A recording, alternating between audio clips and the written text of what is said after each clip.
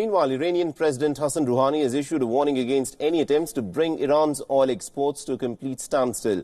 Rouhani has said that any such move will in fact will seriously compromise the safety of the international shipping routes. This report is part of WION World is One's partnership with Sputnik. Now, the official website for the Iranian presidential palace reported Rouhani's meeting with the Iranian Supreme Leader Ayatollah Ali Khamenei, where President Rouhani has apprised Khamenei about the recent developments. The Iranian president is reported to have told Ayatollah Ali Khamenei, and I quote him here, "The global powers know that if comprehensive oil sanctions against Iran are introduced and Iran's oil export is brought to zero, then international sea routes will not be as safe as they used to be." Now, Iran has called on the European parties of the Joint Comprehensive Plan of Action on a number of occasions to help it circumvent the sanctions that the United States had introduced when Washington decided to exit the 2015 Iranian nuclear deal.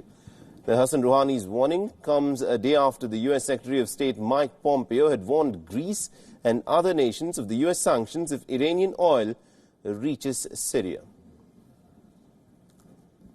The United States has a set of sanctions that preclude crude oil from being shipped to any country. We've made clear anyone who touches it, anyone who supports it, anyone who allows a ship to dock is at risk of receiving sanctions from the United States of America. So if that ship, again, heads to Syria, we'll take every action we can consistent with those sanctions to prevent that. Remember, the reason we don't want that crude oil to go to Syria, I think, is shared by the entire world.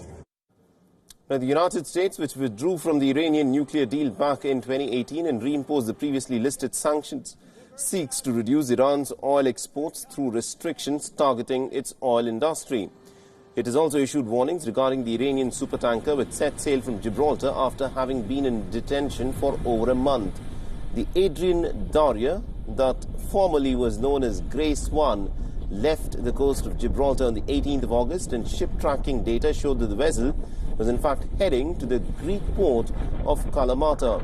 Washington wants the tanker to be detained on the grounds that it has links to Iranian Revolutionary Guards, which it has now designated as a terror organization.